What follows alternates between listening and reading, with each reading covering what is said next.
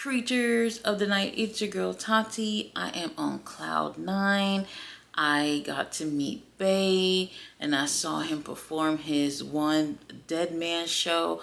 When I tell you, it felt like it was just me and Bay, just us two in the whole fucking place. Like, that's all I saw. That's all it was. Just me and him. And in my mind, we were on a date and just having a good old time. Is that mental illness, y'all? Is that mental illness? It might be, but still, I had a great time. I'm gonna talk about it some other time. Let's talk about Collision.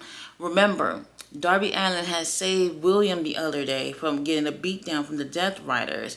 Now, here we are. Basically, they're showing what happened right after that. Darby went after William. And William was like, look, thank you for saving me. You know, if it wasn't for you saving me just now, I probably would have to be out the Continental Classic because they would have whooped my ass. And then Darby says, see, this is what I'm talking about. You and we need to go handle the Death Riders right now. And then William's like, wait, hold on now, bruv. I'm trying to win the Continental Classic.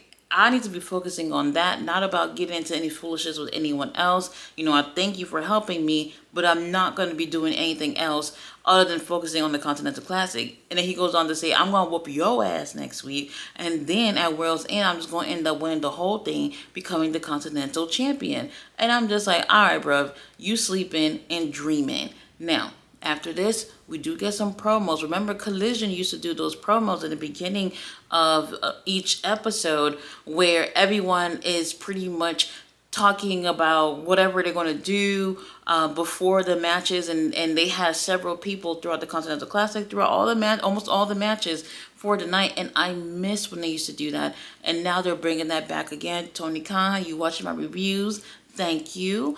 I absolutely love when they do this. It makes me feel pumped for the show. But I will say this. Okada's going against Beast Morthos. He goes on to say, oh, Beast Morthos, more like Bitch Morthos. When I tell you, that caught me off guard and I freaking screamed. It was freaking hilarious, but that's my boo. You don't talk about Beast Morthos like that, Okada. We had a really great show here tonight. And I know a lot of people was watching Saturday night main event or whatnot. But Collision was giving us some really, really good stuff. So if you missed it, I do recommend go ahead and check it out. Let's talk about what happened. First match, we had Willow Nightingale versus Jamie Hayter. Winner of this match will represent AEW in the Women's World Cup at Wrestle Dynasty, which is on January 5th in Japan. I already knew what was going to happen. I told you this weeks ago exactly what was going to happen, and that's exactly what ended up happening. Now, the ladies, they have a really great match. Two baby faces in the ring, friendly competition. They had to bring up the heat because both these girls wanted to take the win. But I think we already knew from the jump where this was going, which was Willow Nightingale taking the win. At some point of the match, the lights went off, and it wasn't that Tony Khan didn't pay the light bill. It was that thing of them feeling the aura of Julia Hart. Now, after these girls really turned it up, especially for the opening match of the show, Willow Nightingale ends up taking the win. And I have to say, I wasn't necessarily happy about this, even though I knew this is where it was going. Every time they're doing something outside of the country, Willow Nightingale is always the one that they choose. And to be honest, nothing much come from it anyway. So for me, I just wanted to see a new face representing AEW on a global scale. And it's just always the same person that they're picking all the time. Now, after this, the lights do go off and Julia does end up, what's the name of her finisher? I can't remember. But she ends up attacking our girl, Jamie Hayter. And that's exactly what we knew it was going to be. And I'm really happy to see where this goes. It looks like Tony Khan may push for this to be at World's End between Julia and Jamie Hayter. Next match, we had Beast Morthos versus Kazuchika Okada. This was actually pretty fun. I'm watching this and I'm just like, I try not to be biased. Beast Morthos doesn't have any wins, but he's putting on fire-ass matches with these guys. So I'm enjoying him being part of the Continental Classic. But Okada, I'm a little worried about him at that point because I really want him to be in the finals. Maybe I'm in a minority here. I really want him to be in the finals. I'm not trying to say I want him to retain the Continental title at the end in the finals. I just want to see him in the finals with whoever it is from the gold lead. Now, really great matchup. Beast Muertos is kind of holding on to this little knee throughout the match, and that right there gives Okada that leverage. And I have to be honest and say, like, we know it's a 20-minute time limit, so I'm like not paying attention to the time, but it feels like the match is going on forever and we have no idea how much time is left. Now, they'll always let us know when 5 minutes is left and then down to 1 minute, but that first 15 minutes seems like it's taking forever. And Okada ends up taking a win, which I felt like was the right move at this point in the game. Beast Muertos, baby, maybe next year. And if you're not doing anything, Beast Muertos, and you're looking for a domestic partnership, I'm single and available. After this, we have Toni Storm versus Sasha McKenzie. Not really a squash, but it's not really that interesting either. Toni Storm ends up taking the win. I wish we could be saying a little bit better things about Toni Storm's return in AEW. Maybe she's tired of the whole timeless Toni Storm thing. I don't know. A little later on, while Thunder Rosa is doing her promo, she's going to be having a Tijuana, what she said, death match or some shit like that with whoever the hell she's supposed to be going against. Mariah May, that's who it is, Mariah May.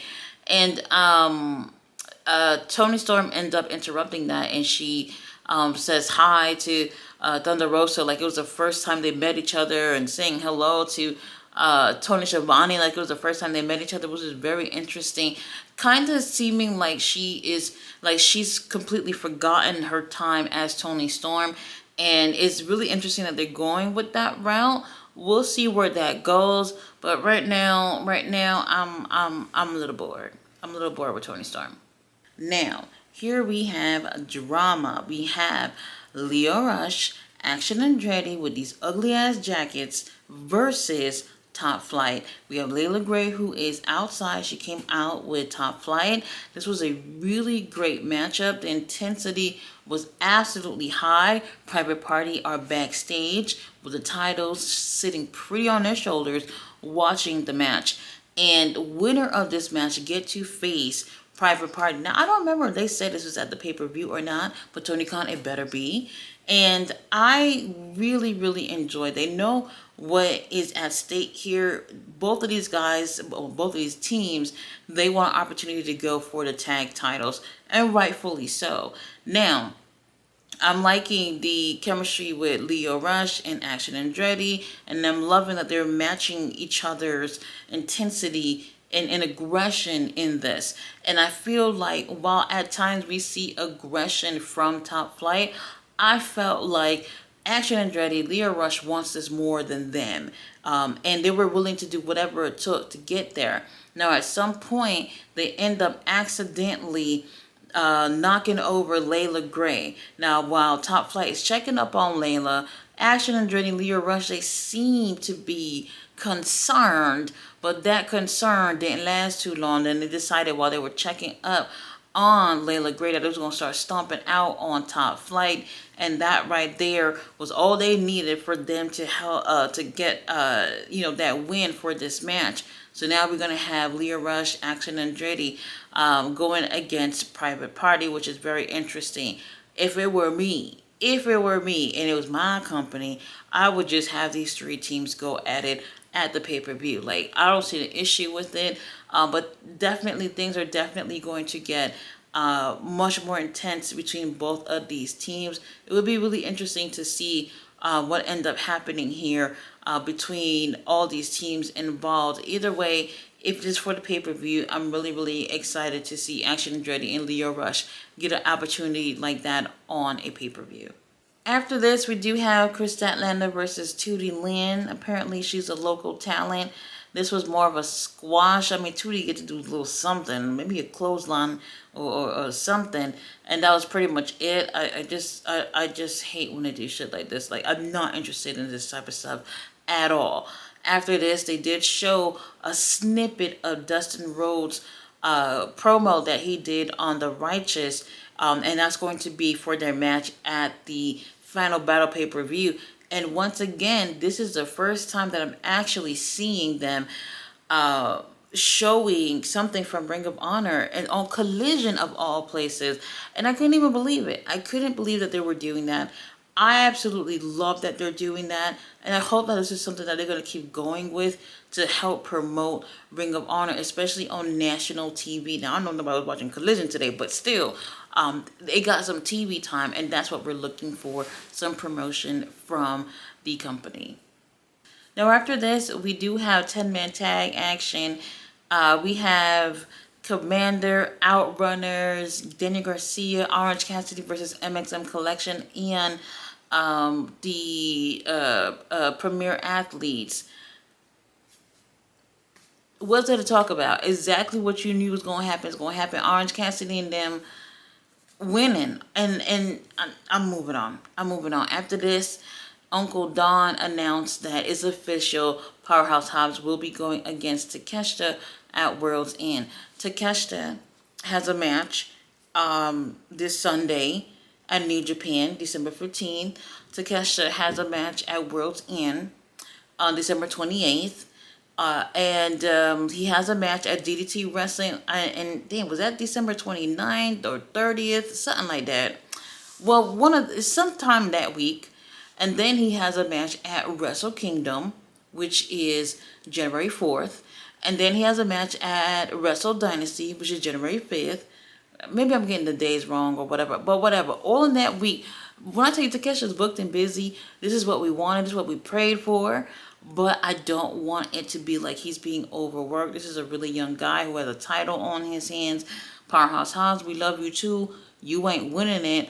But it seems like when you think of everything that Takesha got going on, especially around that week, it's a lot. He's going to be putting in a lot of work. And I really hope that Tony Khan is going to put forth the effort and making sure that everyone knows exactly what the international champion is doing outside of AEW.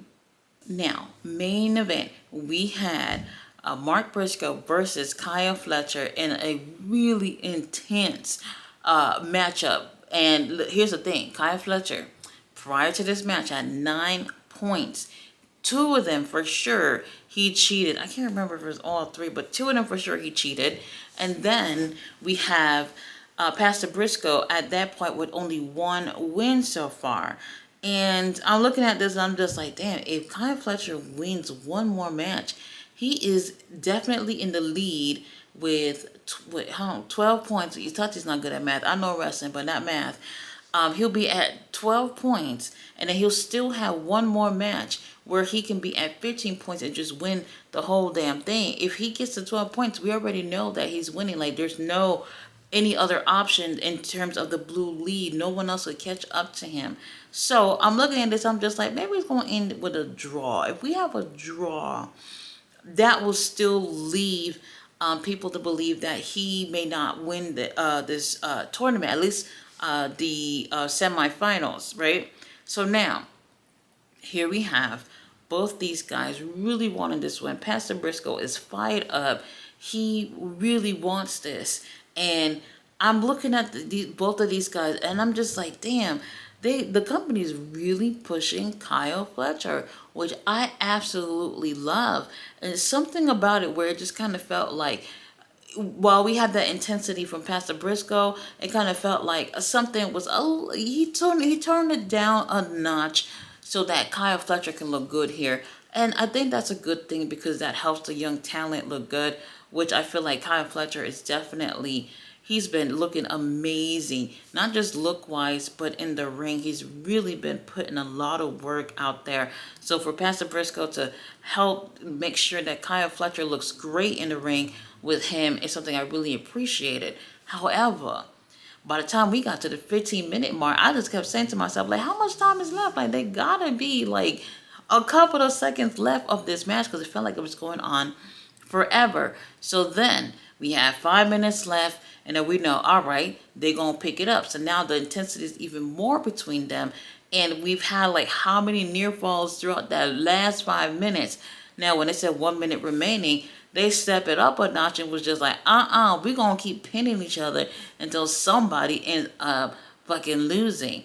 And just when there was like, I don't know, maybe less than 10 seconds left on the damn clock, Pastor Briscoe took the win, which I could not even believe that he ended up taking the win with like 10 seconds left.